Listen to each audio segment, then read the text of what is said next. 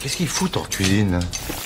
Vous allez me suivre à la cuisine. Ici, on braise, on blanchit, on blondit. On va se régaler. Analyse bien tout ce que tu manges. Salut, je suis Caroline Kilis et tu écoutes le podcast Une pintade à Montpellier. Mais ce n'est pas de la volaille, c'est du gibier. Et quel gibier? Vous sentez bon la pomme de terre? Je le mange quand même car c'est offert de bon cœur. Le podcast avec de vrais morceaux d'humain dedans. Bienvenue à tous dans ce nouvel épisode gourmand de notre podcast, où aujourd'hui on part pour un voyage culinaire, direction Buenos Aires. Mais pas besoin de passeport, on reste bien à Montpellier. Pour ce petit détour sucré, on fait une halte à Station Sucrée, une pâtisserie argentine pas comme les autres, tenue par Sofia. Ancienne avocate, oui vous avez bien entendu, qui a troqué les dossiers pour des medialunas et les tribunaux pour les alfarores et le droit des affaires pour le droit de se régaler.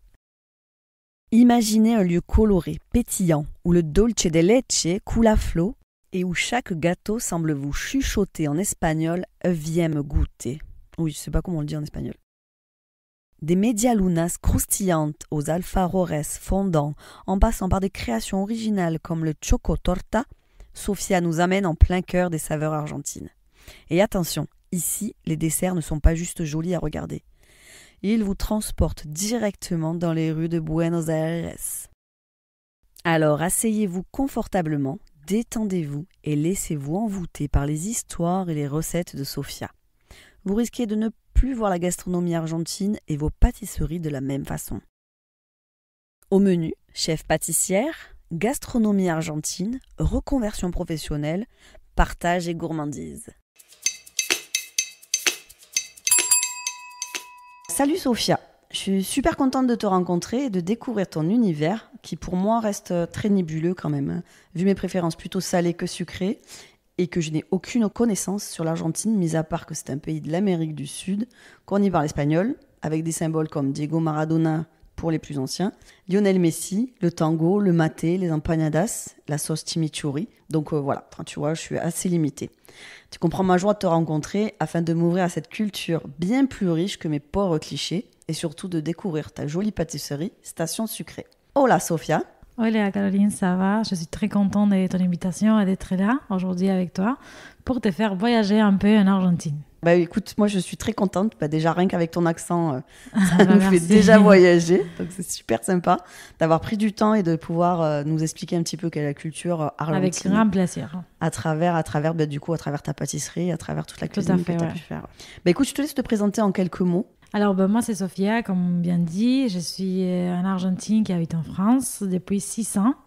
De base, je suis avocat. J'ai fait des études master en Argentine en droit d'assurance. Je suis arrivée en France il y a 6 ans pour faire un master en commerce international à MBS. Et c'était là que l'aventure a démarré. Là, je me suis mis à faire la spécialisation entrepreneuriale. Et depuis ça, on a commencé avec mon mari à se mettre dans différents incubateurs de projets, comme Pépite, par exemple, où on a créé les projets qu'on a aujourd'hui, Station Sucrée. D'accord, ok. Donc, tu es arrivée d'Argentine il y a 6 ans. Oui. Est-ce que tu parlais français? Je ne parlais pas du tout français. En fait, les masters, c'était en anglais. C'est pour ça que c'était international. Et je suis arrivée en 2018. Et en 2020, j'ai pris un an intensif de français, 35 heures par semaine, presque un travail. Et c'était là que j'ai appris les bases. Et après, au fur et à mesure, à force de parler à la boutique, à force de parler avec l'administration publique en France, la chambre des commerces, la chambre des métiers, à force... on a appris. Ah ouais, dur quand même, hein, parce qu'une année pour apprendre le français, c'est chaud. Super chaud, quoi. Ouais. Parce que la langue française, c'est pas une des plus faciles en plus. Pas du tout. Et c'est difficile de se faire comprendre. Je trouve que les Français, c'est pas facile. Ils font pas trop d'efforts, des fois, de comprendre quand on a des accents assez différents. Du coup, c'était un challenge. Ouais, puis en plus, si tu parles anglais. Je parle anglais, ouais. Ouais, alors que les Français, ils ont un peu de mal avec J'ai bien appris qu'il ne faut pas parler anglais avec les Français. Ça, c'est un peu compliqué, quoi. Écoute, félicitations, parce que 1 an pour apprendre le français, bravo, et en plus, tu le parles super bien, quoi. Merci. Et puis, comme tu disais, c'était avec les administrations, parce que du coup, tu as monté ton entreprise pendant ces 6 ans-là. Oui. Tu as monté ton entreprise, tu as appris le français. Oui, j'ai fait mon CAP pâtissière aussi, avec les compagnons de devoir. J'ai fait une alternance, j'ai fait plein de choses. En 6 ans, tu as fait tout ça? Tout ça, ouais. Ah ouais. J'ai changé de métier, j'ai fait une reconversion, je me suis spécialisée, j'ai fait les incubateurs des projets, on a monté la boîte, on a ouvert une boutique, voilà, 6 ans, tout ça. Ouais, et puis gros changement de pays surtout, quoi. Surtout laisser la famille et les amis là-bas, ouais. Ouais, t'as toute ta famille qui est là-bas, du coup? Ouais, j'ai toute ma famille qui est là-bas et les amis, les plus importants aussi, qui sont là-bas. Bien sûr. Et du coup, ça a été facile de t'implanter en France? Alors, heureusement, oui. Parce que j'étais déjà avec mon mari, du coup on était à 2 et c'est pas les mêmes qu'être toute seule. Ouais. Et aussi parce qu'il y a une grande communauté latino à Montpellier. D'accord. Soit des Argentins, des Uruguayens, Chiliens, il y en a beaucoup, Colombiens, Mexicains. Et du coup entre latinos, on arrive à faire une sorte de famille, des groupes. D'accord. Et du coup ça aide à s'implanter plus facilement. D'accord, ouais, vous pouvez partager. On partage la même culture, on partage la joie de tout, quoi. On partage un café, un dîner le soir, on se voit tous les dimanches. On est assez intensif comme relation, tous les latino-américaines. Du coup, ça nous a beaucoup aidé à connaître du monde. D'accord, je ne savais pas qu'il y avait une grosse communauté latino à Montpellier. Énorme. D'accord, ok. Ouais. Montpellier, déjà, il est hyper international. Oui. Et en soi-même, en sa gastronomie, en commerce et tout. Et vu qu'il y a beaucoup d'étudiants, les étudiants, ils viennent de toutes parties du monde, quoi. C'est pas que des Français ou des Européens. Il y a beaucoup d'internationaux, Indiens, Latinos, Marrakech. Il y a partout. D'accord, ok. Ouais, c'est vrai que du coup, on ne s'en rend pas compte, quoi. Mais c'est chouette, du coup, tu puisses les accueillir. Et du coup, vous parlez espagnol dans la boutique ? À la boutique, bien sûr. Tous les salariés, ils parlent espagnol, même ceux qui sont en cuisine, parce que 50% de notre clientèle, elle est latino. Ouais. Okay. Et 50%, elle est français. Dans les 50% français, il y a 25% des Français qui sont voyagés en Argentine, qui reviennent chez nous pour redécouvrir et se rappeler de ces voyages incroyables qu'ils ont fait. Normalement, les retours sont positifs. Et pour acheter du maté, que c'est la boisson classique, pour acheter des medialunas, des alfajores. Du coup, 25% des Français, ils connaissent déjà. Il y a 25% qui ne connaissent pas et qui viennent à découvrir. Et qui sont curieux de connaître. Qu'est-ce que c'est cette station sucrée et pâtisserie argentine. Ouais. J'ai une question, je me suis posé la question, pourquoi tu as appelé ça station sucrée ? Alors, c'était un jeu de mots. Ouais. Et station pour station, mais on voulait l'écrire en espagnol, mais à la fois on voulait faire un nom qui était français, parce qu'on voulait vraiment mélanger les deux cultures. Du coup, station sucrée, parce qu'en espagnol, sucre, c'est le nom d'un arrêt de train. D'accord. Et un arrêt de tramway aussi, ou proche à celui que j'ai habité. Et aussi, Sucre, c'est un mariscal qui a participé dans la libération de la Latino-Amérique. Du coup, on s'est dit, pourquoi station sucrée ? Mais c'est avec un seul « et ». Et après, les gens français nous ont dit, non, mais si c'est la station, c'est station sucrée. Du coup, on l'a changé, mais en fait, la racine reste la même. C'est station sucrée. D'accord. Pour nous, voilà. Ok, oui, il y a plein de symboles, en fait. On s'en rend pas compte, c'est un mélange des cultures qu'on voulait faire... On voulait le faire à la française, mais en même temps qu'il y a une signification en espagnol. Ouais, voilà. D'accord.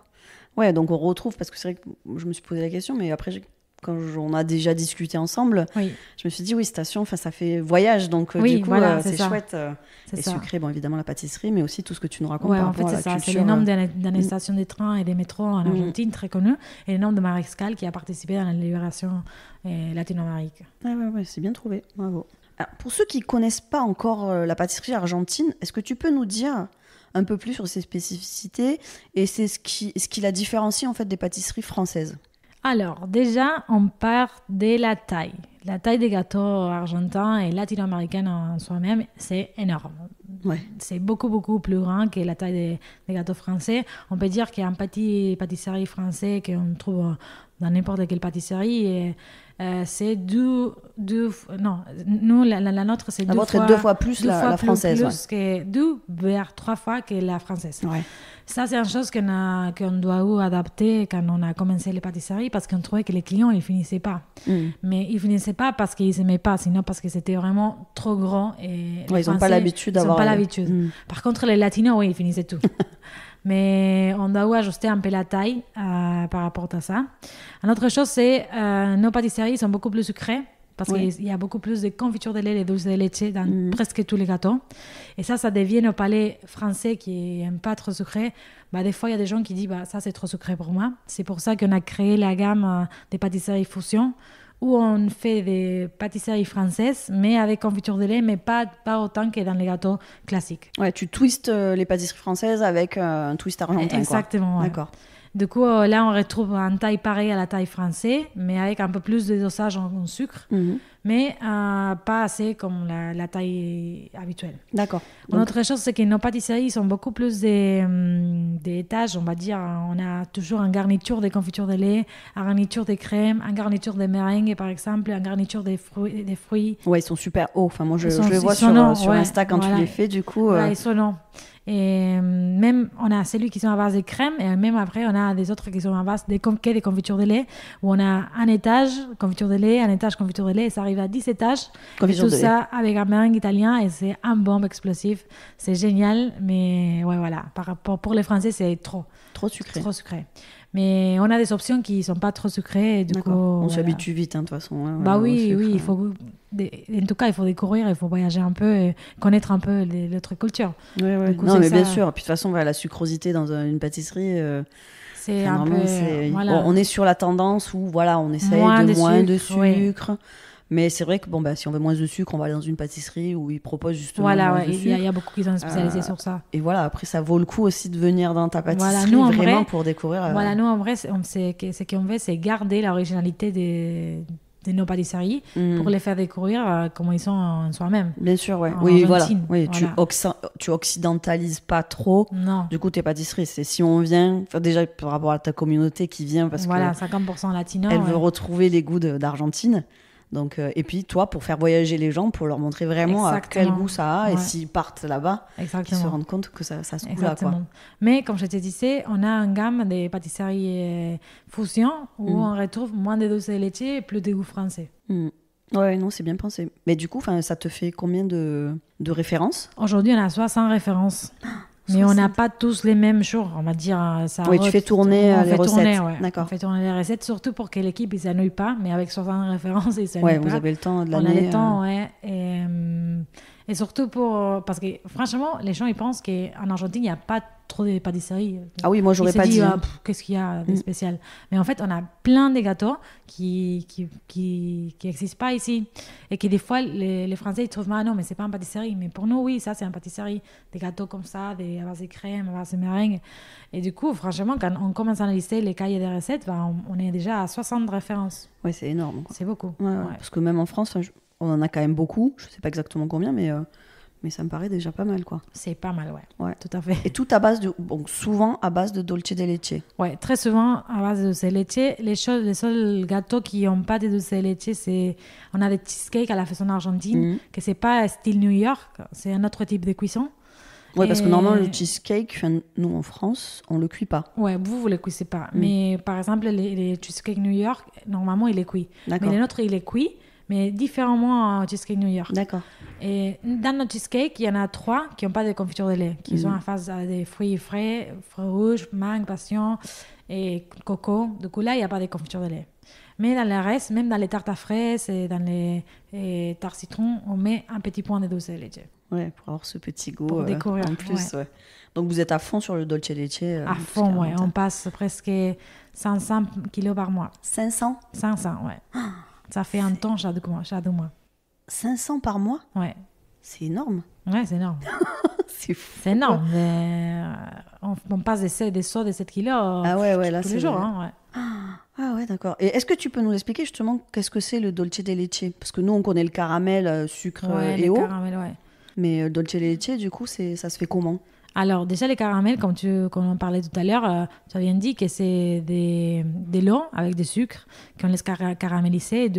Et ça dépend les points de caramélisation qu'on aura, les niveaux de comment il va être solide ou plus liquide, style pâte à tartiner. Et notre, c'est lait et sucre. D'accord, ouais. Du coup, il y a de la matière grasse dans le lait. Oui. Et les sucres, on les laisse cuire pendant 5 heures minimum jusqu'à ce que ça devienne marron, mais pas que marron, sinon que ça devienne épais. D'accord. Du coup, il a vraiment une texture qu'on peut prendre avec un cuillère et il ne va pas tomber. C'est très fixe, solide. voilà, D'accord, c'est solide. Du coup, forcément, comme il y a beaucoup plus de caramélisation de sucre, il est beaucoup plus sucré que les caramels beurre salé, par exemple, que vous mangez. Et la texture, c'est 100% différent.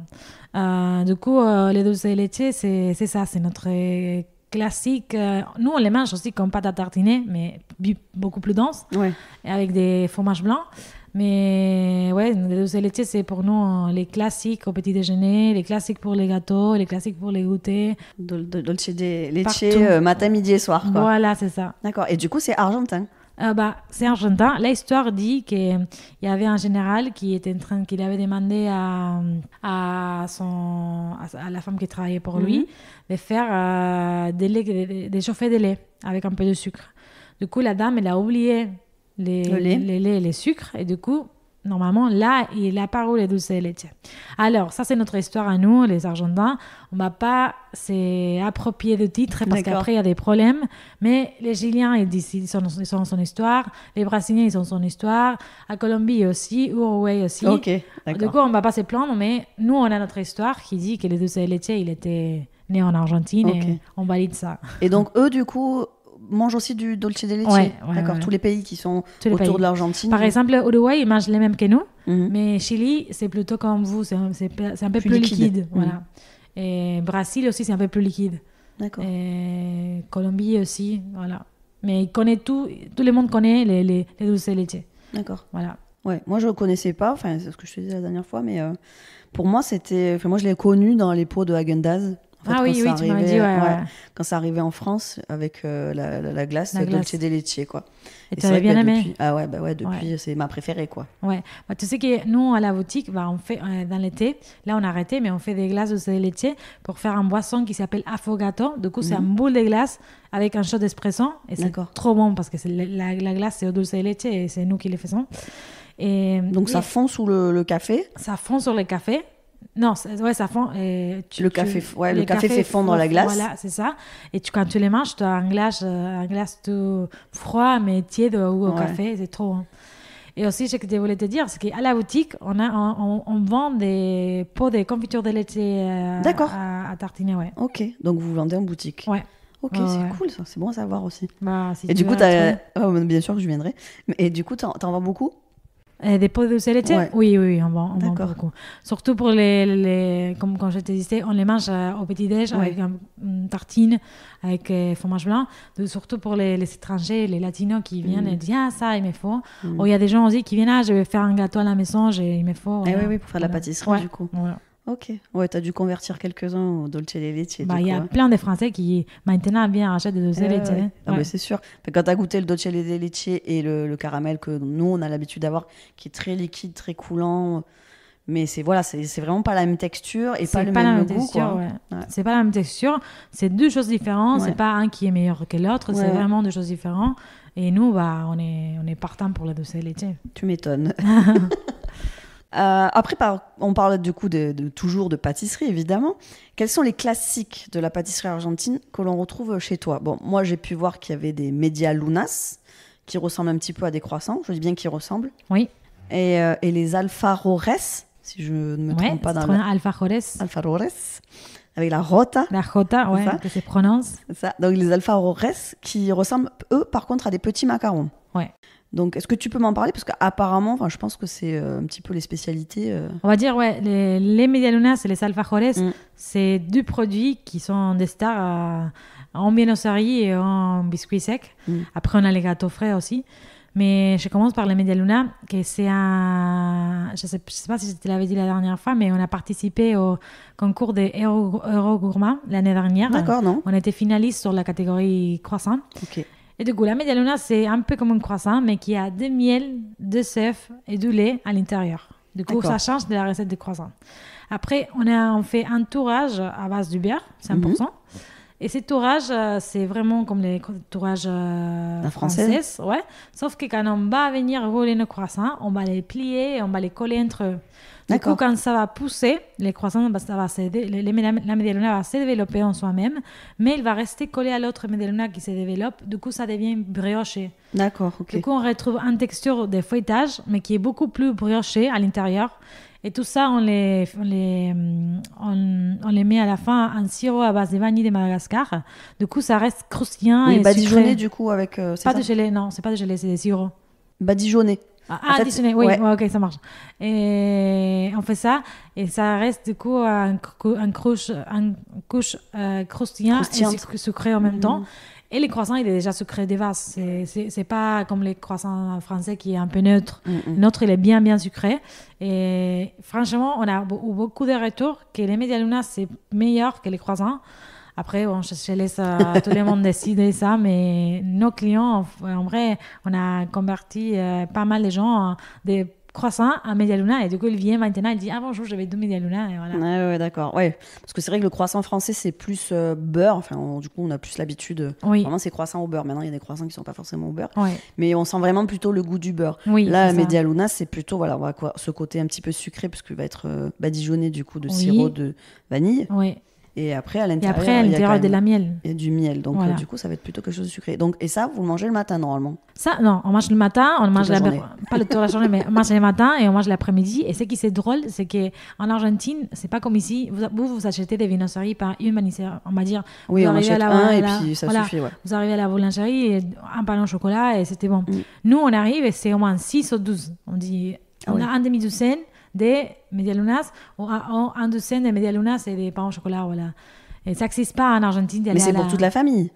C'est pour partager, mais on peut acheter 6 pour partager à 2. Hein. Mais vous en mangez un ou vous en mangez 6? On mange 3. Hein. Ah ouais. D'accord, et pourtant c'est la même taille qu'un vrai croissant, quoi. C'est la même taille.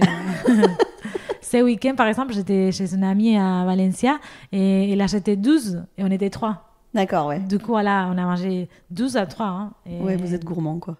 C'est vraiment la culture avec les matés. On mange les medialunas et voilà. Mais ici, on les vend par unité à la boutique et on les vend aussi par 6. Oui, ceux qui ont plus l'habitude, du coup, achètent en grosse quantité. Pour trouver la culture. Et après, tu me disais l'alfajor. Les alfajores, oui. L'alfajor, c'est notre produit étoile. Et c'est celui avec lequel on a commencé cette aventure au marché des Arceaux quand on a commencé. Oui, parce que vous avez commencé du coup sur le marché avant d'avoir la boutique. Exactement, on était au marché des Arceaux avec les tirages au sort. Des fois, il n'y avait pas de place, des fois, il y avait place. Et les seules choses qu'on vendait là-bas, c'était des alfajores. On avait 3 types d'alfajores différents. Aujourd'hui, les alfajores, en fait, c'est 2 biscuits style sablé à la base de vanille de Madagascar. À l'intérieur, on retrouve bien sûr les dulce de leche. Il y a la même quantité de dulce de leche que des biscuits. Ça veut dire on a 25 grammes de dulce de leche avec 25 grammes de biscuits. Ok. Tout ça, on les robe en coco râpé. Et là, on a l'alfajor pampa, que c'est l'alfajor de maïzena classique que tu trouves dans toutes les boulangeries en Argentine. D'accord. Maïzena, donc du coup avec du maïs. Ah, midon de maïs. Voilà. D'accord, ok. Exactement. Du coup, ça a une texture un peu... plus friable. Ouais, il est fiable. Plus sablé, voilà, quoi. Voilà. Si, tout à fait. Et ces alfajores, on les vend à des restaurants. Ouais. On les vend aussi dans des supermarchés. D'accord, donc vous n'avez pas que la boutique. Vous Exactement. avez toute la partie aussi... B2B. Ouais. B2B, ok. On vend sur Paris, sur Rouen, sur Lyon, sur Aix-en-Provence, dans différents marchés. Et l'autre jour, une amie, elle était à Paris, elle était à un marché qui s'appelle Latino Market. Elle m'a envoyé une photo. Ah, regarde, j'ai trouvé des alfajores, j'ai acheté. Parce que oui, de plus en plus, on a plus des magasins qui nous font confiance. D'accord. Et on commence à expédier pas mal de biscuits par mois. Ah oui. Oui, parce qu'en fait, il faut dire aussi que tu as la première boutique de pâtisserie argentine en France. Oui, quand on commençait il y a 4 ans, on était les premières boutiques argentines, la première pâtisserie avec les concepts argentins en France. Là, depuis 12 ans, il y a une boutique qui est ouverte à Paris. Mhm. Bon, on est content parce qu'il y a des travail pour tout le monde.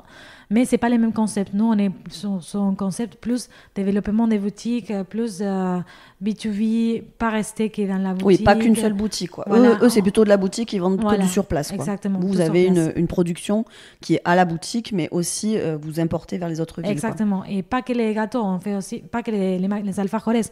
On envoie aussi des desserts, des gâteaux, des chocotorta, des opéras, des cheesecakes, tout ça. On l'envoie aussi à des restaurants qui nous achètent, qui nous font confiance pour qu'on puisse les fournir des desserts. Des desserts argentins. Ok, Ouais. donc il y a une énorme fabrication qui se fait dans ta toute petite boutique. Voilà, on a l'impression si. à l'extérieur qu'elle Ouais. est toute petite et toute belle, mais tu dois avoir un atelier qui doit tourner On tout le parlait temps, quoi. de ça la dernière fois. En fait, l'atelier maintenant, il est petit. Il devient plus petit, en fait, Ouais. parce qu'il y en a beaucoup plus de commandes, ce qui est génial. Mais on a la même quantité de places. Ouais. Du coup, aujourd'hui, on est à 5000 alfajores par mois, les biscuits. Et du coup, ça tourne beaucoup. Et ce qu'on essaie de faire, c'est on prépare la commande, on l'envoie, on prépare la commande, on l'envoie parce qu'on ne peut pas stocker des commandes. Bien sûr.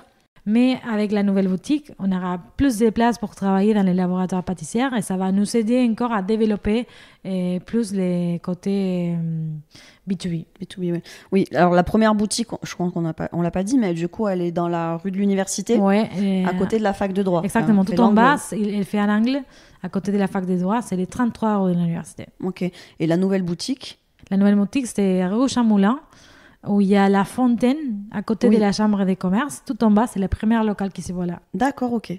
Ok. Ouais. Oui, tu as de beaux emplacements, du coup. Ouais, rue Chamoulin, c'est un meilleur emplacement, on va dire. Ouais. Mais Station Sucrée, rue de l'université, c'est notre première bébé. Ouais. Ça va rester toujours les premières et voilà. Oui, et puis de toute façon, tu as ta clientèle. Tu as Bah toute oui, la fac de oui, droit oui. qui est à côté. Bah oui, il y a t'as un clientèle le déjà fixe. rectorat. Ouais. Ouais, non, Il y a il y a un du clientèle monde, il y a déjà toujours du fixe. monde. Enfin, moi, à chaque fois que je passe, quand je passe pour aller au boulot ou quand je fais des trajets, enfin, je vois, il y a toujours du monde. Quoi. Ouais, La ouais, non, petite, franchement, voilà, petite terrasse. ça marche bien, on ne peut pas se plaindre. Mais oui, c'est vrai que là, on est en train de bosser sur la deuxième. Donc, évidemment, je suis tes aventures sur les réseaux sociaux et j'ai vu que tu as collaboré avec Marie Chéry, donc pâtissière qu'on connaît sur Montpellier depuis très longtemps. Du coup, est-ce que ça t'a permis d'échanger sur les techniques franco et aussi, du coup, je crois que Marie, elle fait beaucoup de mariage et du coup aussi des recettes américaines. Enfin, Oui, du coup, elle développe ouais. beaucoup tout ce qui est pâtisserie un peu du monde. Mais je l'avais jamais vu faire des pâtisseries argentines. Donc, est-ce que du coup, vous avez échangé vos techniques, vos recettes? Du coup, avec Marie, on a une super bonne relation. Et je pense qu'on a presque travaillé ensemble un an. Et elle venait à faire ses gâteaux chez la boutique. Et du coup, ça nous a permis d'apprendre un peu sur tout qui était gâteau de mariage, montage et tout ça, parce que c'est pas du tout notre spécialité. Ouais. Nous, on reste sur les gâteaux classiques argentins. Mais ça nous a permis aussi justement de connaître les gâteaux à l'américaine, à base de crème, beaucoup de étages et tout ça. Et après, on a fait un partenariat à niveau communication. Elle nous a aidé, et son mari aussi, avec les réseaux sociaux. Du coup, ils nous ont fait des photos, ils nous ont fait expliquer comment ça c'était plus joli, comment faire la com. Et franchement, sur la com, elle nous a beaucoup aidé. Ouais, ça se voit. Enfin, en termes de com, il n'y a rien à redire, hein, du coup, parce que du coup, tu fais souvent des stories. Enfin, moi, je suis sur Insta, donc je te suis sur Insta. J'ai pas TikTok, je suis désolée, mais du coup, mais ouais, je vois. Enfin, tous les jours, tu mets quelque chose. On voit vraiment ton atelier. Là, aujourd'hui, on a une fille qui s'appelle Marine qui travaille sur les réseaux, seulement sur ça. Et elle fait un super travail. Franchement, on est content. Mais être avec Marie, ça nous a permis de voir aussi comment communiquer à niveau personnel. Bien parce qu'elle communique beaucoup elle-même avec sa tête, avec son corps. Oui, c'est elle vrai fait du branding de sa marque, elle. Et c'est pas quelque chose à laquelle forcément on est habitué à nous montrer sur les réseaux sociaux. Mais moi, personnellement, ça m'a permis de pas être timide sur les réseaux sociaux et de commencer à parler si y a besoin, j'ai envie, et de communiquer comme ça. Ouais, mais du coup, ça fonctionne bien. Enfin, ouais, je suis sûre que ça fonctionne tout bien, à fait. Ouais. Tout à l'heure, tu nous parlais du coup du maté. Donc, est-ce que, du coup, le maté, c'est purement argentin? Enfin, du coup, vous n'avez pas de café en Argentine, vous buvez du maté. Voilà. Alors, on n'a pas de café en Argentine, ça veut dire qu'on n'a pas les cultures. Non, pas la température pour cultiver des cafés. Du coup, le café, il est plutôt Colombie, Mexique et El Salvador. Nous, à la boutique, on travaille avec un café d'El Salvador et Colombie, que c'est de nos amis de la Sierra et que c'est un café bio. Ouais. C'est eux-mêmes qui font la plantation de café à El Salvador. Ils les ramènent eux-mêmes à Montpellier. Il est torréfié à Montpellier et nous, on la vend en boutique. Du coup, c'est un super café. Franchement, tous les clients ils sont contents par rapport au café. Alors, par rapport au maté, les matés, c'est aussi une boisson qu'on propose à la boutique parce qu'on veut proposer la vérité histoire des partages de maté. Les matés, c'est une boisson qui se voit dans une gourde, qu'on appelle maté aussi, et qu'on remplit avec des cherva maté. À la cherva, on les dit maté aussi. Et on met un paille avec un filtre. À Donc l'intérieur, une gourde. la gourde. On met le maté Si. et on prend une paille avec un filtre. Exactement. Ok. Le filtre va empêcher qu'on avale Les morceaux de cherva. Du coup, on va dire... Cherva, du coup, cherva, c'est ça? Donc ça, c'est comme si pour le thé, en fait, comme les c'est des thés, feuilles, ouais. quoi. C'est des feuilles, Ok. ouais. Il y a des différents types de cherva. Si on pourrait parler pendant une heure des types de cherva. Mais normalement, les cherva, ça se ressemble au thé. Il y a quelques-uns qui sont un peu plus de poudre. Il y a des autres qui sont moins de poudre. D'accord. Ça dépend de l'intensité et l'amertume qu'on cherche. Ok. Et on va dire qu'un cherva classique, c'est comme un thé, il y a des morceaux. Du coup, les filtres et de la paille, ça a bien empêché d'avaler les morceaux. Et du coup, à l'intérieur, on va venir ajouter de l'eau chaude. Alors, l'eau chaude, c'est à 80 degrés. Okay. Pas à 100 degrés parce que ça brûle et on peut pas prendre de maté. Et ensuite, ça brûle la cherva. Du coup, la cherva, si on les met à 100 degrés, ça devient très amer et on peut pas le boire. Voilà. Ok. Donc, à 80 degrés, on a notre maté. Et c'est une boisson qu'on partage entre plusieurs personnes. Par exemple, j'ai mon maté ici, j'ai fait un, je te le donne. Mais on ne change pas la paille. C'est avec la même paille. D'accord. Donc, on boit tous à la même paille. Voilà. Il y a une autre personne qui veut un maté, je les donne, même paille. À la fac, ça arrivait beaucoup en Argentine, par exemple, que j'étais avec mon maté et il y avait des copains qui me demandaient des matés, je les donnais. Il y avait même les profs que des fois, ils passaient, ils disaient « Ah, écoutez, donne-moi un maté » et tu les donnais aux profs les matés et on partageait tous la même paille. D'accord, ok. Ici, c'est vrai que vous n'avez pas la culture de partager des pailles comme ça. Non, même parfois en famille. Hein. Moi, je vois ma fille, ah non, je bois pas ton verre ou des trucs. Voilà. Ouais, on sait. Mais quand même, on a mis la possibilité d'avoir les matés. Du coup, à la boutique, vous venez, on vous fait un cours de maté, on vous explique qu'est-ce que c'est la cherva, qu'est-ce que c'est la paille, qu'est-ce que c'est la gourde. Et aussi, on vous fait goûter. D'accord. Si vous êtes plus de 2 personnes, on a la possibilité de rajouter un autre maté avec un paille. Comme ça, vous ne partagez pas la paille. Okay. Du coup, il ne faut pas avoir peur. Vous pouvez venir goûter quand même avec 2 pailles différentes. Mais il y a plein de Français qui disent « Ah bah allez, je teste, on partage. » Oui, bien sûr. Voilà. Mais... Puisque ça se fait, donc pourquoi pas? Ça se fait comme ça. Et une autre chose que je voulais te dire, c'est que les matés, c'est plus qu'une culture de partage. Par exemple, on n'a rien à faire à la maison, on envoie un message à un ami, on a dit on se voit un maté, et on arrive chez mon ami et on boit un maté. Avec la gourde de maté. Voilà. Okay. Et c'est vraiment, on n'a rien à faire, on fait un maté, et ça crée les moments de partage, d'amitié, de papoter. D'accord, c'est un peu comme le salon de thé londonien ou l'apéro. Voilà, c'est comme si on va se voir un thé ou on va se voir un maté. Voilà. Ok, d'accord. Ça. Et ça, quel goût? C'est quelque chose de plus ça amer? Ressemble un peu au thé vert. D'accord. Mais il est amer. Il est plus amer. Après, dans l'amertume, on a plusieurs types d'amertume. On a très amer. Moi, j'aime pas trop amer. Par exemple, en Uruguay, il boit des matés qui c'est très amer pour moi. Et moi, je suis plutôt au milieu. Mais en Chili, par exemple, c'est très doux. Et j'aime quand c'est amer, mais pas trop. Et à la boutique, on a la cherva de Paraguay, de Uruguay, de Chili, de Buenos Aires, de Argentine, parce que c'est pas Buenos Aires, de Nord. Et du coup, il y en a plein de... Je pense qu'il y en a 7-10 références de maté. D'accord. Différents et que vous pouvez venir et on vous explique qu'est-ce que vous cherchez et on vous explique quel type l'intensité, de maté. Voilà. Ouais, donc on peut voyager aussi par le maté. Donc Et si jamais vous voulez pas prendre les risques de prendre les matés parce que vous pensez que vous n'allez pas aimer, on a aussi des matés en sachet. On va dire qu'on a créé des thés. D'accord. Des matés. Et du coup, ça se voit comme un thé. Unidose, quoi. Du coup, Unidose, exactement. Et ça permet de découvrir un peu les goûts. Parce que des fois, les gens ils disent un thé vert amer, voilà. Ça, c'est un peu moins amer parce qu'il y a beaucoup moins de cherva, mais ça reste au goût de maté. Du coup, ça s'appelle maté cocido et on les propose aussi en boutique. Ok, oui, ça permet de tester et puis après de se dire, c'est en gros un petit échantillon pour pouvoir tester après si on se fait une gourde à partager. Parce que la gourde, il y a 1 litre d'eau aussi. Ouais. Du coup, il y a des gens qui disent non, j'ai pas envie de... Oui, si j'aime pas, du coup, c'est compliqué de... Voilà. Ok, d'accord. Ça serait bête du coup de gaspiller. Est-ce que tu peux nous parler un petit peu de l'atmosphère de la boutique? Parce que je sais qu'il y a une fresque, par exemple. On a parlé de la communauté latino qui vient aussi pour ça. Quelles influences en fait culturelles tu as fait dans la création de cette boutique? La première boutique, parce que la deuxième, la première, je l'ai pas encore vue. Et, déjà, quand tu rentres, il y a une grande fresque qui s'était désignée par Sol, un artiste, où on a essayé de représenter différents endroits de l'Argentine.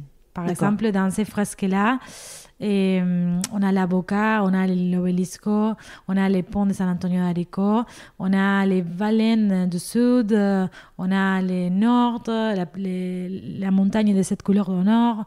Franchement, on a essayé de représenter pas mal de choses et pour que les gens qui ont voyagé, quand ils arrivent, ils puissent retrouver « Ah, écoutez, j'étais là. » Ouais. Et ça donne un peu d'identité visuelle, on va dire, à niveau couleur, à niveau design. Et l'objectif, c'était de faire un endroit calme et chaleureux, on va dire. Que tu rentres et tu dis « Ah, bah écoute, je me sens bien, je me sens pas pressée, je peux rester, je peux rester à travailler, c'est chill, c'est... » Et en même temps que ça soit un lieu de partage culturel, on va dire. Comme je te disais, tout le monde parle espagnol, mais du coup, moi, je parle français avec mon accent espagnol et mes salariés ils parlent espagnol avec son accent français. Du coup, ça devient vraiment un mélange culturel qui c'est très, très sympa et que les clients, ils trouvent qu'on est... Tous les clients, ils trouvent qu'on est franchement intéressé par... Ça veut dire, quand on les demande ça va, c'est vraiment... C'est pas les ça va comme ça, c'est vraiment ça va, vous allez bien. Parce qu'on a beaucoup de clientèles fidèles avec lesquels on est établi en relation. On a beaucoup cette culture de chaleureuse et de s'intéresser pour l'autre personne. Aux gens, se rappeler des clients, se rappeler des goûts, essayer de les montrer des autres choses, de les faire comprendre, connaître des autres choses. Et on a beaucoup travaillé sur ça, que c'est les côtés humains, on va dire, de la boutique, que c'est être chaleureux, être réceptif, être respectueux toujours, être avec la souris, envoyer de bonnes énergies, parce que c'est ça qu'on veut, même avec les salariés. On est une équipe qui est comme un peu en famille et on essaye tout le monde d'avoir une bonne énergie et de travail pour que ça tourne bien, quoi. De toute façon, c'est un peu les valeurs qu'on connaît de l'Argentine. Oui, c'est un peu tout à fait. Le partage, le côté chaleureux, le côté, du coup, on va vers l'autre. Ouais. En Argentine, je ne sais pas si vous êtes les mêmes ici, mais en Argentine, on dit que les clients, ils sont les rois. Et franchement, pour nous, c'est vrai. Nous, on fait tout pour que notre clientèle soit franchement 100% satisfait. S'il y a quelque chose qui ne va pas, on le change. S'il y a quelque chose qui est sympa, on explique. S'il y a un gâteau qui n'aime pas, on essaie de le changer, pour on essaie de remontrer des autres choses. Mais pour nous, vraiment, cette phrase, elle est importante. Et on essaie de les suivre, nous, en tant que manager, et mes salariés aussi, en tant que... Ouais, nous, elle existe aussi, cette phrase, donc le client est roi, mais ça se fait de moins en moins. Enfin, on le voit dans les différents... je pense que tu sors aussi, que tu vois au niveau des restos, au niveau... Enfin, du coup, il y a beaucoup moins ce côté chaleureux, beaucoup moins ce côté... après, voilà, je redis pas... Enfin, je renie pas du coup le fait que les gens sont bons, peuvent être mais disons après il y a les conditions salariales, il y a je pense que c'est beaucoup ça, c'est aussi comment on stimule l'équipe, non, comment on les exactement, motive. Le management fait que c'est pas que l'argent pour motiver une équipe, c'est aussi avoir un bon endroit de travail où tout le monde est content et cordial. Moi je trouve que ça se perd et du coup c'est dommage parce que comme tu dis, c'est managérialement, c'est important, du coup parce que tu vis avec ces gens plus qu'avec ta famille, finalement, c'est ça. Tu es du matin jusqu'au soir dans ta boutique ou dans ton atelier et c'est avec eux que tu vis quotidiennement, donc c'est super important de te dire le matin je me lève, je vais retrouver toutes ces personnes avec qui je travaille, il faut que tu viennes avec le sourire et que les gens sourient aussi, quoi. C'est ça. Mais ça se perd beaucoup en France, c'est dommage. Je pense que c'est aussi les milieux de la restauration que c'est assez difficile. Qui est compliqué, c'est compliqué. Nous, on a la chance parce qu'on est pâtisserie qui ne travaille pas la nuit, mais surtout dans les domaines de restauration où il y a les gens qui travaillent la nuit, qui finissent tard. C'est de plus en plus compliqué. Les horaires sont compliqués, quoi. Et après, je pense qu'il y a aussi les clients. On a aussi les clients qui ne sont pas tous sympas, quoi. Donc, non, c'est sûr, ça. Mais on essaye quand même de les faire sympas quand ils sont... Mais au bout d'un moment, ils sourient, quoi. Ils se décoincent. Mais il y en a certains, quand moi je vois certains, quand je vais au restaurant ou quand je vois des réflexions de personnes, je me dis, mais c'est normal que du coup, les serveurs, ils aient plus envie, quoi. Ouais, c'est sûr. parce que les gens ont l'impression d'être tous des top chefs, de Ouais, savoir tout c'est sur sûr. tout. Donc au Tout bout à d'un moment, fait. faut aussi se remettre en question en tant que client. Moi, je Tout parle à en tant fait. que cliente parce que je suis Non, pas ouais, restauratrice. Mais du coup, je trouve que il faut être reconnaissant du moment qu'on nous offre quand on va dans un endroit. Se dire, on vient pour être bien, pour être servi. Les gens font Pour en sorte profiter. pour profiter. Donc souriez et soyez contents d'être Voilà, là. Quoi. c'est ça. Donc arrêtez de faire la gueule quand vous allez au resto ou arrêtez d'être tout le temps sur votre téléphone. Quoi. Ouais, exactement, les deux. Ouais. Mais prenez en photo évidemment. Hein, Si, pour partager dans les restos, pour partager. ça aide les restos. Ça arrête les restos et puis c'est intéressant aussi de partager entre nous, de savoir grave. où aller. Quoi. Oui, je voulais savoir s'il y a une création sur laquelle tu as buté, en fait, ou sur laquelle tu as travaillé beaucoup avant d'en être pleinement satisfaite. Et yes, c'était bien sûr, c'est un les pâtisseries fusion parce que c'est les pâtisseries françaises qui prennent plus de temps, on va dire, et qui sont avec une technique même si j'ai fait les CAP et les compagnons de devoir, c'est assez technique, cette gâteau. C'était l'opéra. Avec l'opéra, j'ai passé plusieurs mois à équilibrer la crème au beurre au café avec la quantité de confiture de lait. Parce que sur l'opéra, on retrouve un biscuit, de la crème au beurre, un ganache chocolat, biscuit, de la crème au beurre et nous, confiture de lait. Donc toi, tu rajoutes en fait, tu as voulu rajouter le dolce de leche. Ouais, j'ai voulu rajouter un étage de dolce de leche. Le problème, c'est que quand je l'ai fait, c'était écourant. Ouais, la crème au beurre. Voilà, la crème au beurre sucre. avec la ganache et la confiture de lait, ça devenait trop. On ne pouvait pas finir de les manger. Et déjà, la crème au beurre, elle est assez lourde en soi-même. Du coup, j'ai commencé à tester avec différents types de chocolat noir d'abord, à voir si j'ai monté l'intensité. Ça marchait pas trop bien parce que la crème au beurre, c'était toujours lourde. Je voulais pas éliminer les dulces de leche. Du coup, l'objectif, c'était on laisse les dulces de leche. Les dolce de leche. On intègre les dulces de leche et on fonce sur qu'est-ce qu'on va faire différent dans les autres crèmes. Tout, c'était l'équilibrage, quoi. Voilà. Et du coup, finalement, ce que j'ai fait, c'est réduire un peu la quantité de crème au beurre. Du coup, les étages, ils sont plus petites. Et il y a un peu plus de café sur la crème au beurre, ce qui fait que ça soit un peu plus amer. Ouais. Du coup, ça aide à ce goût sucré quand même de la crème au beurre, que c'est assez sucré et assez lourd. Du coup, plus de café dans les crèmes au beurre et un ganache au chocolat noir intense. Et deuxième étage de crème au beurre et le quatrième de confiture de lait. Tout ça avec un éclat de chocolat en dessous. Et du coup, ça fait un croustillant avec la crème au beurre et les chocolats qui s'écrasent en dessous, les confitures de lait et la ganache. Ouais, tu as plusieurs textures. Il y a plusieurs textures goûts, qu'on peut retrouver.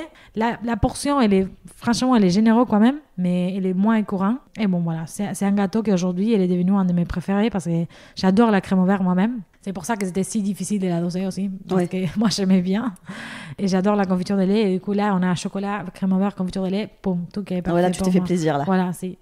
Je ne les mange pas tous les jours. Quand je dois me faire un plaisir, je prends un opéra. En opéra, ok. Ouais. Qu'est-ce que tu fais d'autre comme pâtisserie fusion, donc française? Jusqu'à la semaine dernière, qui était la saison, on avait les fraisiers. Oui.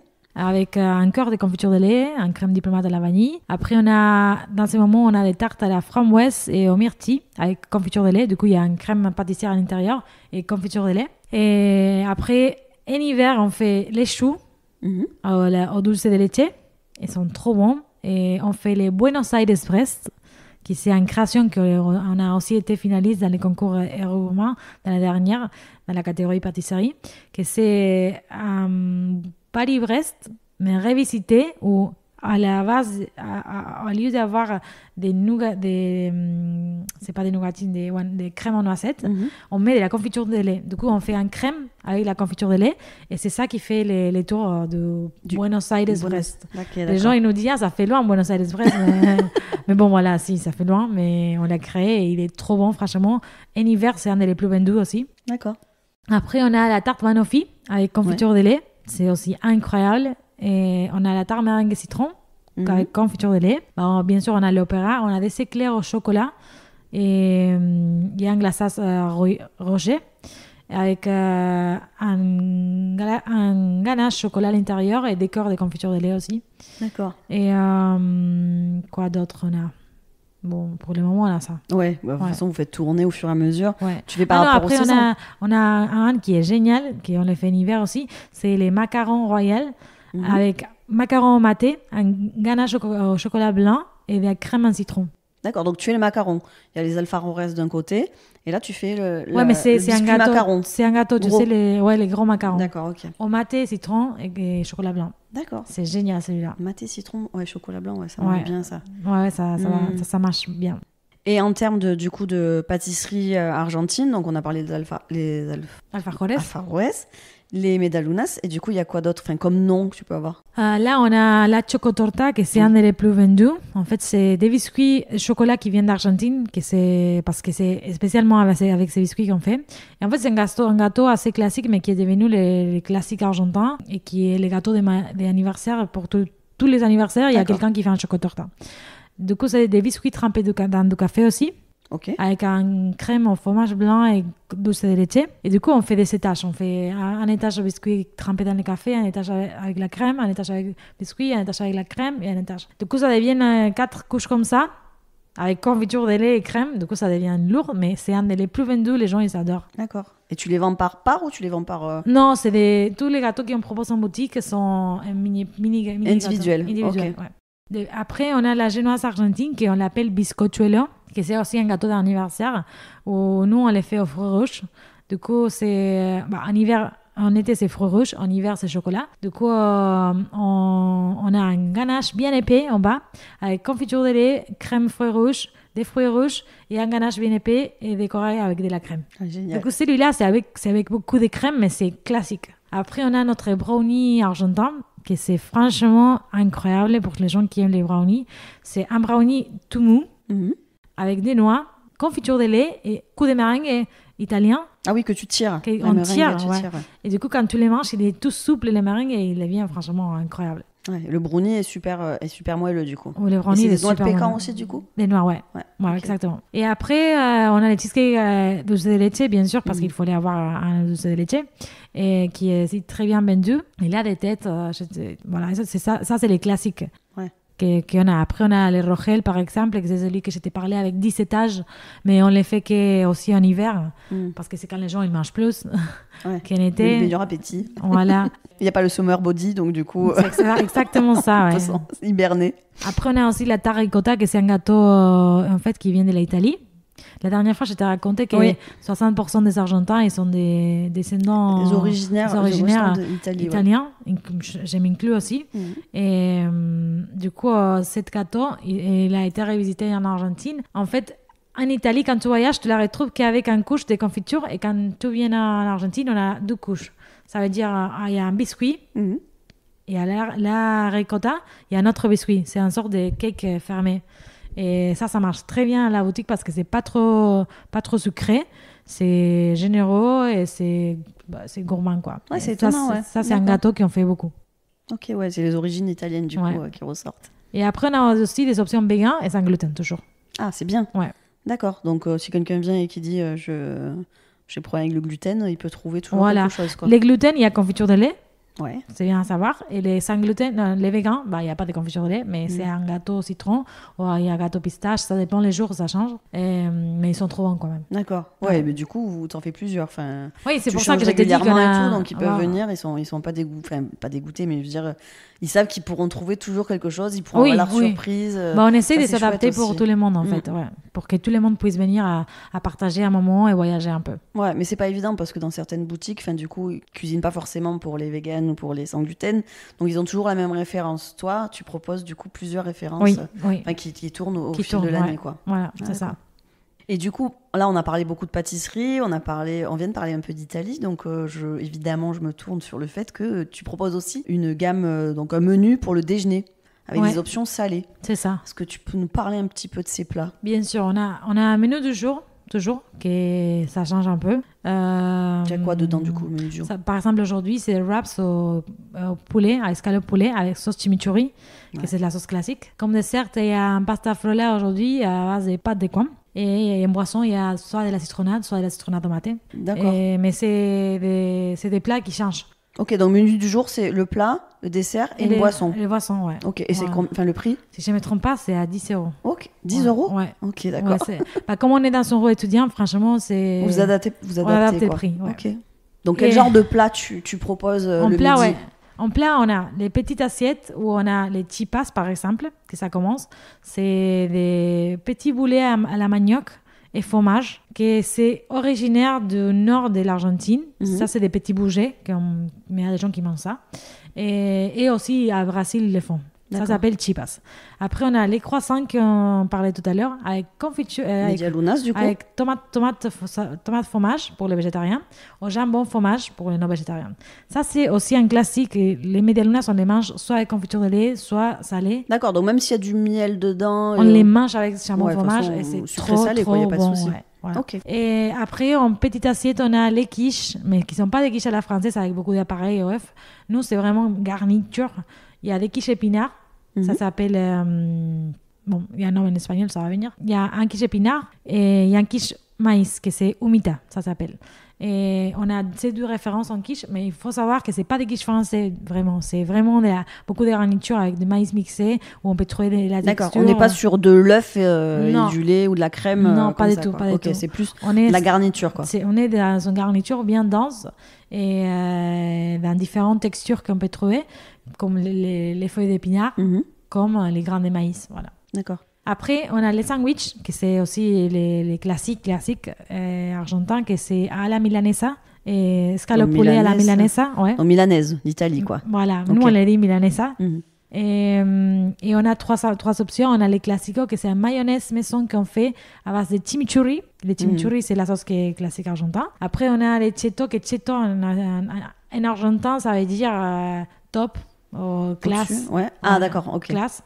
Du coup, cette sandwich, on va dire qu'il est plus classe que les classicos. D'accord. Parce qu'il a des fromages et il a des pesto tomates. Ok. Voilà, c'est le petit côté. Voilà. Et après, on a la caballo, que c'est à cavallo pour vous. À cheval. À cheval, voilà. À cavallo en italien. Il faut bien dire que c'est pas de la viande de cheval parce que j'ai déjà eu la question. Oui. Voilà. Mais non. Non, c'est un œuf, normalement. C'est un œuf, voilà. Et du coup, celui-là, il vient avec la sauce chimichurri pure. Et l'escalope et un œuf. Et c'est trop bon, franchement, c'est les meilleurs. Mais c'est pas facile à manger, à importer. Mais quand on les mange en boutique, ça va. C'est trop bien. Et après ça, on a des salades. Ouais. Et on retrouve la salade Patagonia, qui en fait à la Patagonie, on a tous les fruits rouges qui se plantent. Et du coup, on a créé une salade à base de salade verte, tomates, carottes, fromage chèvre et des fruits rouges et noix. C'est trop bon. Avec un vinaigrette aux fruits rouges, c'est génial. Et après, on a une autre à base de poulet, l'escalope milanesa aussi, avec un œuf pour avoir des protéines, salade, tomate, fromage. Et franchement, les choses les plus vendues, c'est soit les quiches, soit les sandwichs. Ouais. Et tu parles du fromage, mais du coup, vous faites du fromage en Argentine? On fait du fromage, mais on ne fait pas de fromage comme en France, oui, évidemment. Franchement, vous êtes des spécialistes. Oui, il faut bien qu'on ait quelque chose quand même. Ouais, voilà. J'ai oublié de te dire, on fait aussi des croque-monsieur à l'Argentine. Des pains qu'on fait maison, nous, les pains en croque. Et on a un qui est jambon fromage chimichurri et un autre qui est pesto tomate. Ouais, donc vous avez le côté chimichurri très argentin et pesto tomate, l'Italie, du coup, tradition. C'est ça. Et ça, du coup, vous l'avez aussi en Argentine. On l'a aussi. C'est pour ça qu'on l'a ajouté à la carte. Ça. On l'a aussi, ouais. Ok, et tu vends des pots de chimichurri? On ne vend pas des pots de chimichurri, mais c'est pas une mauvaise idée. Il y a un ami ça fait longtemps qu'il me parle, il faut les faire. Le problème, c'est qu'il faut créer toute une nouvelle marque. Et dans ces moments, comme on est en train d'ouvrir la deuxième boutique, franchement, ça rajoute trop de travail, mais on aimerait bien les faire. Ouais, franchement, bonne option aussi, quoi. Pour finir, je voudrais savoir comment tu vois du coup l'évolution de Station Sucrée à Montpellier ou même ailleurs. Là d'ailleurs, on est sur ta deuxième boutique qui va ouvrir. Oui, tout à fait. Donc du coup, comment tu vois? On a parlé tout à l'heure du B2B, donc que tu fais à la fois, donc tu vends en boutique, mais tu vends du coup aussi aux autres restaurants ou aux épiceries ailleurs. Donc toi, c'est quoi l'objectif? Quel est ton projet? Alors déjà, d'ici à plus longtemps, pour octobre, c'est d'ouvrir la deuxième boutique. Ça, c'est le premier objectif. Après, je ne sais pas si je t'avais dit, mais on va être sur les marchés de Noël en décembre. D'accord. Au Pérou. Du coup, ça, c'est le troisième objectif. Et à plus long terme, je vois en fait l'entreprise se développer sur les côtés B2B. Ça veut dire vendre un peu plus sur les marchés, les supermarchés, les épiceries, les restaurants, développer tous ces côtés et avoir les deux boutiques. Une fois que ces côtés soient développés, j'imagine la création des franchises pour pouvoir élargir nos boutiques dans d'autres villes. Dans d'autres villes, sans être nous-mêmes partout Bien parce sûr. qu'on ne peut pas être partout. Et on croit qu'on a un concept qui est déjà assez marqué, avec un cahier des charges qui est assez créé, et on pourrait bien se lancer sur ça. Mais franchement, à court terme, c'est développer les B2B pour pouvoir grandir à un niveau entreprise, pas dans la boutique, sinon ailleurs. À l'extérieur, ouais. À l'extérieur, ouais. Oui, du coup, avec les deux boutiques, tu auras plus de facilité, enfin, tu auras 2 ateliers, du coup. C'est donc, ça. Plus de productivité, parce qu'il faut savoir aussi que tu fais le packaging, enfin, du coup, que vous impactez aussi en boutique, quoi. Ouais, voilà. Vous avez toute la création. Donc... L'objectif cette année, c'est une fois que la deuxième boutique soit finie, c'est d'acheter la machine pour faire les packaging, parce que c'est ça qui nous prend plus de temps. Ouais. On a fini les produits, et mettre en sachet 5000 alfajores, ça prend du temps. Ouais, ça prend du temps, une personne, du coup, qui ne crée pas en attendant, donc du coup, c'est vrai que du coup, vous êtes un peu illimité, quoi. Ouais. Mais bon, c'est beau, déjà, de se dire que tu peux faire autant. Oui, c'est beau, et c'est un challenge, et on est content, et on va pas se plaindre sur comment on est. Franchement, on est bien. Non, mais c'est beau, enfin, c'est un beau projet, tu vois. Oui, c'est un bon projet. Tu vois à long terme, mais bon, ça, c'est ton côté aussi entrepreneurial. Il faut toujours regarder voir le futur. Vers le futur, parce que sinon, des fois, on reste. On stagne et on se demande qu'est-ce qu'on fait, on a peur, on ne sait pas quoi faire, on doute. Et en fait, ce qu'il faut faire, c'est boum, objectif et foncer. Voilà, et go, mais bravo, enfin, du coup, en 6 ans, arriver en France, partir d'Argentine, arriver en France, apprendre le français, monter son entreprise, faire du coup les compagnons du devoir pour faire ton CAP pâtisserie. Là, tu as une boutique, 2 boutiques et du B2B. Là, en 6 ans, je pense que tu as bien foncé quand même. C'est vrai, merci de me le dire, parce que c'est vrai que des fois, on ne se rend pas compte, on est tellement dans nos cages, dans nos projets, qu'on ne se rend pas compte qu'on a beaucoup fait. Ouais. Le chemin parcouru. Voilà, bien sûr qu'il y a des choses à faire encore, mais qu'on a déjà fait pas mal. Ouais. Et c'est trop bien des fois faire des stops et de dire waouh, je respire, j'ai fait beaucoup. Non, c'est bien. Puis je crois que là maintenant, du coup, tu prends aussi du temps pour toi. Ouais, tu vas faire beaucoup de sport. Ouais, maintenant j'ai appris. Depuis 3 ans de travail intensif où j'ai travaillé 15 heures par jour. Les premières 3 ans. Tu me dis, tu te lèves tôt aussi, 5 heures du matin. Et maintenant, j'ai appris que si je veux être un bon chef d'entreprise, il faut que je prenne des temps pour moi pour pouvoir après gérer toutes les situations, parce que sinon après, moi je suis pas content, mes salariés sont pas contents, la boîte ça va pas, du coup... Les temps pour soi-même, c'est vraiment un chose important, et je viens de l'apprendre, ça fait pas longtemps. Et oui, de toute façon, on apprend sur le tas. Après, si on ne le voit pas par soi-même, on ne s'en rend pas compte qu'on a beau nous le dire. Exactement. Mais ouais, la santé mentale, après, c'est très important. Quoi. Ouais, c'est très important. Et c'est en fait la santé mentale qui gère tout. Si ça va pas dans la tête, ça va pas aller dans les corps, ça va pas aller au travail, ça va pas aller avec les autres personnes. Du coup, c'est important. Ouais, du coup, tu fais de la muscu, tu fais de la danse. Là, cette année, j'ai commencé la dance school, j'ai commencé la danse classique, je suis trop contente, j'ai pris mes cours, je suis comme les enfants à la rentrée. Du coup, mais comme je t'ai dit, ça m'a pris au moins 6 mois de me rendre compte qu'il fallait arrêter, stopper et lâcher prise et dire c'est moi, c'est les projets. Et je vais faire que les projets marchent, parce que moi, je vais marcher. Ouais, comme on dit, du coup, il faut se soigner soi-même pour pouvoir être de bonne avec du coup les autres, quoi. C'est ça. Ouais. Non, c'est bien. C'est dur à prendre cette décision, parce qu'on croit toujours perdre du temps. Se dire, si je fais ça, mais du coup, je fais pas ça en attendant, alors que... Non, parce qu'il y en a toujours des choses à faire, en fait. Oui, bien sûr. Mais il y arrive un moment où il faut les mettre les limites à les choses et dire, écoute, c'est moi d'abord, et après, c'est les choses, parce que sinon, on se laisse manger. Et je te l'ai dit, autant qu'entrepreneur, moi, personne qui travaille 3 ans, et j'ai foncé, je me croyais en machine, et la machine, il arrive un moment où elle se casse. Et du coup, avant que ça se casse, il faut dire, wow, stop. On prend des temps pour moi, et on se calme et on recommence. Parce qu'on peut toujours recommencer, c'est pas mal. Mais des fois, les gens ils disent non, il ne faut pas arrêter, non. Mais c'est bien d'arrêter, recommencer à nouveau. Ouais, puis vivre aussi un peu pour soi, quoi. Tout à fait. Voilà, tu t'es marié, donc du coup, je pense que même si vous travaillez ensemble, parce que vous travaillez ensemble. On travaille ensemble. En plus. Donc, c'est avoir du temps aussi un peu coupé et avoir que du temps vraiment que pour vous, quoi. C'est trop dur de travailler en couple. Hein. Ouais, j'imagine. Ouais, mais bon. Ouais, il faut pouvoir gérer professionnel, personnel. Pas parler du boulot quand on rentre, mais ça, c'est juste impossible. Mais... C'est impossible. Ouais.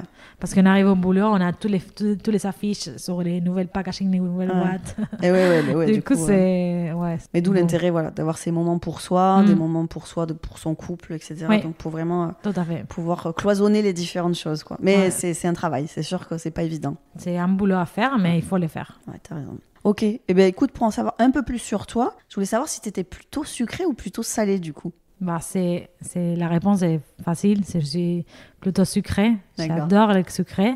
J'aime bien les salés, mais je pense que je pourrais vivre à sucre. Voilà, j'adore manger des gâteaux, manger des viennoiseries, manger les facturas, c'est des viennoiseries à l'Argentine, manger des alfajores. Là, quand j'étais en Valencia, j'allais à les pâtisseries argentines et je prenais 12 alfajores différents, une portion de gâteaux et 3 viennoiseries. Du coup, j'ai mangé tout ça. Ouais. J'adore. Et du coup, en Espagne, il y a plus de pâtisseries argentines? Ah oui, en Espagne, il y a partout. Ouais. C'est vraiment plus développé, quoi. Déjà, à Barcelone, on trouve un 15-5, quoi. D'accord, ok. Ouais, et à Valencia, où j'étais, que c'est c'est les 3e villes les plus grandes de l'Espagne, et il y en avait 6. D'accord. Ouais, donc c'est vachement plus démocratisé en Espagne. En fait, par rapport à la langue, c'est beaucoup plus facile d'entreprendre. Du coup, il y a beaucoup des Argentins là-bas, en Espagne. Beaucoup plus qu'en France. Plus de communautés argentines, d'accord. Oui, avec la langue, t'as raison. Du coup, c'est plus facile de s'implanter. La langue, c'est une barrière. Du coup, tu me dis que t'es plutôt sucré. Est-ce que du coup, ça a orienté ton choix de passer de avocate à pâtissière? Parce que comment tu te dis, je suis avocate, je pars en France, je vais devenir pâtissière? En fait, quand je suis arrivée en France, je n'imaginais pas du tout que j'allais finir en tant que pâtissière. Du coup, j'ai toujours su que je voulais... Toi, c'était l'entrepreneuriat. Voilà. Moi, je voulais faire mon spécialisation en entrepreneuriat et faire un projet. Mais je ne savais pas dans la tête qu'est-ce que c'était, quoi, les projets. Mais ça n'allait pas être pâtissière. Je n'imaginais pas laisser mon métier de côté 100%. Mais je te raconte la petite histoire, du coup, comment est-ce que j'ai passé à la pâtisserie. J'ai toujours aimé la pâtisserie, les petits. Je faisais des gâteaux chez moi, voilà. Mais je faisais tout des avocats, du coup, rien à voir. Quand je suis arrivée ici en France, dans les masters, on était international, il y en avait beaucoup de gens de beaucoup de pays différents. Il y a eu une soirée où il fallait ramener quelque chose de son pays. Du coup, moi, je me dis, écoute, on m'a ramené des alfajores. J'ai fait ma pâte, j'ai fait la confiture de lait 5 heures à la maison, voilà, parce que c'était tout artisanal. Et j'ai ramené des alfajores. Et du coup, à l'école, mes amis m'ont dit non, mais ça c'est trop bon, Sophie, il faut que tu montes en boîte de ça. Et moi, je disais non, mais vous êtes malade, quoi. Je ne vais pas faire en boîte de croyais pas, quoi. Bah, non, pas du tout. Et je ne sais pas pourquoi, après, je me mis à chercher alfajores en France. Et en fait, les seuls alfajores qu'on trouve sur les grandes surfaces, c'est les alfajores qui sont fabriqués en Espagne. Ils ne sont pas fabriqués en France. Du coup, je me suis dit, pourquoi pas faire une pâtisserie argentine qui fabrique des alfajores avec des ingrédients locaux en France. Depuis ça, on a commencé à travailler. Tous les projets d'équipe dans l'école de commerce, c'était autour de mes alfajores. Du coup, on faisait des business plans, on faisait des marketing, tout autour de ça. Et quand il arrivait le moment de faire la spécialisation et l'incubateur, on s'est dit, allez, on va faire ce projet-là. C'est déjà tout fait, on y va, quoi. Ça paraît, du coup, en plus, vous avez fait les marchés, du coup, vous avez tout vu qui était possible de faire. Voilà, on a commencé par les marchés, après, on a trouvé les locales. Cette année, on voulait retourner au marché, mais comme on a les marchés de Noël qui arrivent, ça faisait trop. Mais l'année prochaine, on aimerait bien retourner. Mais du coup, c'est comme ça que je suis passée des avocats à sucré. À sucré, voilà. Par rapport à un échange international. Ok, t'en es contente, du coup? Bah oui, je suis trop contente là. Vu comme ça fonctionne bien. Ça me plaît trop. Je suis contente de pouvoir d'avoir la liberté de créer, de laisser mon imagination aller. Parce que c'est pas dans tous les travaux qu'on peut faire ça. Bien sûr. Et bon, cette année, je suis contente d'avoir mon temps aussi. Oui, bien sûr. Tu arrives à cloisonner les choses. Mais du coup, passer de avocat à pâtissière, c'est pas évident. Du coup, c'est pas évident, quoi. Et je te disais la dernière fois que je sens qu'il y a beaucoup de gens qui jugent. Qui me jugent un peu, ouais. On va dire, J'ai eu pas mal de clients de rectorat qui m'ont dit mais parce on avait sorti dans la Gazette un article. Du coup là il disait qu'on était avocate et du coup il me disait mais tu es avocat et tu finis dans une boutique. Ah oui, c'est pas très cool, c'est quand c'est ouais, mais en fait j'ai compris qu'il y a beaucoup de gens qui jugent, qui disent mais tu as changé de métier pour quelque chose de moins. Mais pour moi, c'est pour quelque chose de plus qui me rend hyper heureux et que c'est à moi, quoi. Oui, puis des reconversions professionnelles, on en voit plein maintenant. Enfin, du coup, c'est normal. Les gens, tout ce qui est bureau, machin, on les voit un petit peu avoir besoin, comme tu dis, de créer, de faire des choses de leurs propres mains et de sortir de ces carcans où on leur disait, il faut que tu sois avocat ou il faut que tu sois parce que c'est une bonne situation, au moins tu vas te sauver. Et c'était un peu les croyances anciennes, quoi. Voilà. Donc là, non, moi j'en vois beaucoup qui sont en reconversion professionnelle et qui se régalent. C'est génial, voilà. Je trouve que c'est génial et qu'ici en France c'est hyper incentivé en fait de faire des reconversions et c'est génial de pouvoir faire ce qu'on aime. Mais c'est vrai que c'était risqué quand même parce que partir d'avocat, partir d'Argentine en France et monter tout ce que tu as fait, alors que tu étais avocat, tu pouvais être tranquille jusqu'à la fin de ta vie. Quand j'étais avocat en Argentine, j'ai gagné bien ma vie, j'avais mon appartement, j'étais trop bien, mais ouais, c'est risqué, mais après, l'entrepreneuriat, c'est prendre des risques. Si on prend pas les risques, on reste où on est. Bien sûr. Et puis, de toute façon, c'est une façon d'être. Si tu avais besoin d'aventure et de prendre des risques, comme tu dis. C'est vrai que c'est une façon d'être. Ouais. C'est pas pour tout le monde. Non, pas pour tout le monde, c'est sûr. Pour continuer, je voulais savoir quel était ton lieu préféré à Montpellier. Buonanotte. C'est un resto méditerranéen. Des 12 amis. C'est préféré parce que c'est de la bonne bouffe. Et aussi les gérants ils sont top. Tu peux trouver de la viande, des poissons, de thon, tu peux trouver des pâtes, tu peux trouver des salades, tu peux trouver des saumons. Il y a vraiment une carte qui est assez mélangée à niveau méditerranéen et les prix sont assez accessibles par rapport à la qualité de la nourriture. Et je t'invite à y aller parce que franchement ils sont top et ils sont hyper sympas. D'accord, ok. Oui, c'est dans ta rue. C'est dans ma rue, on va pas aller trop loin. Ok, ouais. Donc, du coup, j'y vais régulièrement, je suppose. Moi, c'est 2 fois par semaine minimum. Ah ouais. Ouais. D'accord. Oui, donc je suis habituée. Tu es une habituée, tu es une fidèle. Ouais, très fidèle. Ok, donc c'est ton coup de foudre, quoi. Moi, j'adore. Ouais. Okay. Quand je dois sortir avec quelqu'un, je vais là. Ouais. Ils sont ouverts le midi et le soir ? Midi et soir, lundi, vendredi. Okay. Pas samedi, dimanche. Super.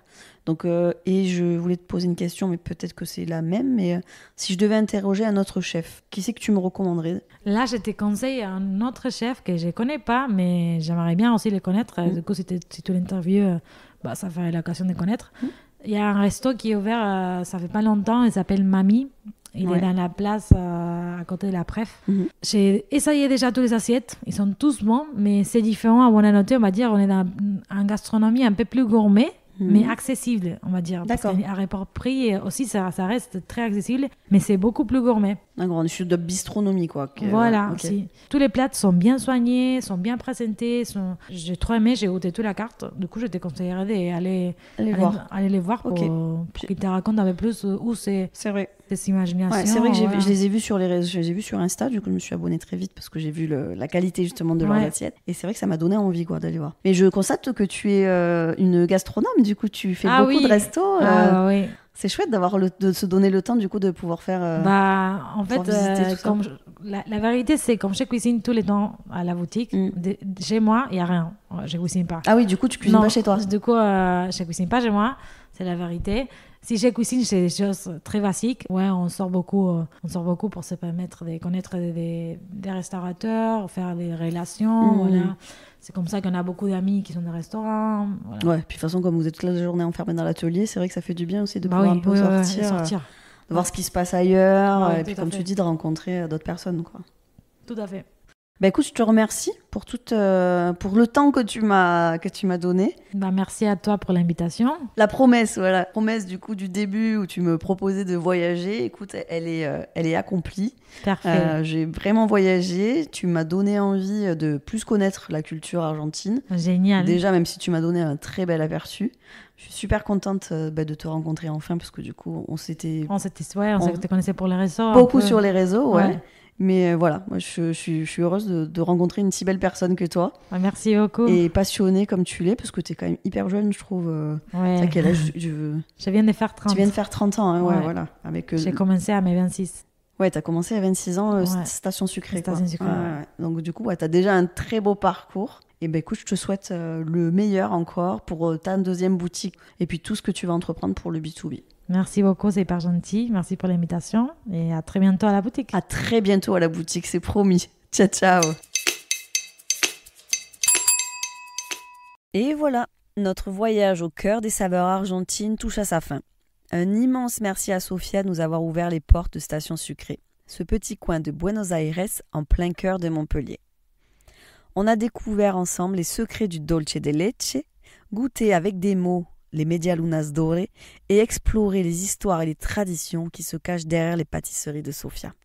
Si vous n'avez pas encore eu l'occasion de passer à Station Sucrée, croyez-moi, c'est une halte indispensable pour tous les gourmands en quête de nouvelles saveurs. Que ce soit pour un alfavor à emporter, un déjeuner ensoleillé ou simplement un café accompagné d'une douce et généreuse tentation, Sofia et son équipe vous y accueilleront avec le sourire et avec une part de leur Argentine natale. En attendant, je vous mets tous les liens, réseaux sociaux et articles en description de l'épisode. Allez, on se retrouve très vite pour un nouvel épisode et une nouvelle adresse qui fait vibrer nos assiettes et nos cœurs à Montpellier. En attendant, régalez-vous, prenez soin de vous et surtout, ne manquez pas de goûter à la magie argentine de Station Sucrée. Bon, et bien sûr, abonnez-vous pour ne rater aucun épisode et laissez-moi plein d'étoiles pour me faire plaisir. Allez, cœur sur vous. Bisous. Dépêchez-vous, je vais rater ma dinde, moi. Minuterie. Le podcast avec de vrais morceaux d'humain dedans.